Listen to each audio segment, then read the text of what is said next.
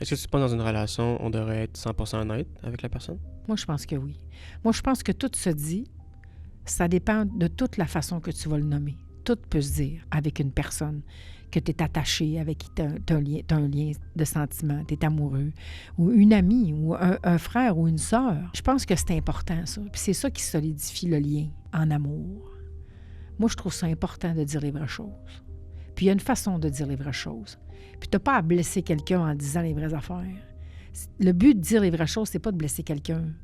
Puis c'est pas de déterminer ton territoire. C'est juste d'être toi, tout simplement toi, pas une autre personne. T'sais. Toi en totalité, en entier. T'sais. Ça te plaît pas, tu le dis, tu l'exprimes, c'est tout. T'sais.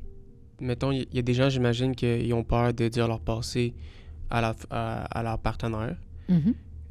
Comment est-ce que tu vois ça? Genre, est-ce que tu penses que c'est important quand même d'être transparent puis à 100%? Bien, moi, je pense que ça peut être piégeant aussi.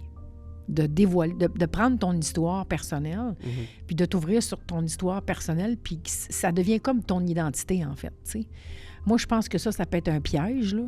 Puis c'est pas tout à fait nécessaire non plus que tout soit dit. Tu comprends? Moi, mon parcours à moi, je l'ai pas toujours tout nommé. Puis aujourd'hui, avec l'expérience que j'ai, c'est pas la première chose que je vais dévoiler à quelqu'un. Puis c'est pas quelque chose qui va venir facilement avec une autre personne. Ça prend quelqu'un qui est sensible, ça prend quelqu'un qui va être authentique, ça prend quelqu'un qui est capable de se mettre en position de vulnérabilité pour entendre l'histoire de l'autre. Fait que ça, je pense que c'est avec le temps que ça se fait. Puis la connexion, je pense que ça existe aussi. Je pense qu'une connexion avec quelqu'un, ça existe. Tu peux rencontrer quelqu'un une première fois, une deuxième fois, une troisième fois, puis il y a une connexion qui se passe. Puis tu vas t'ouvrir à cette personne-là. Puis il n'y aura pas d'effort. Il n'y aura pas d'effort, ça va se faire seul. Puis ça va se faire spontanément. Mais je pense que ça peut être piégeant. Puis il faut faire attention à ça aussi, tu sais.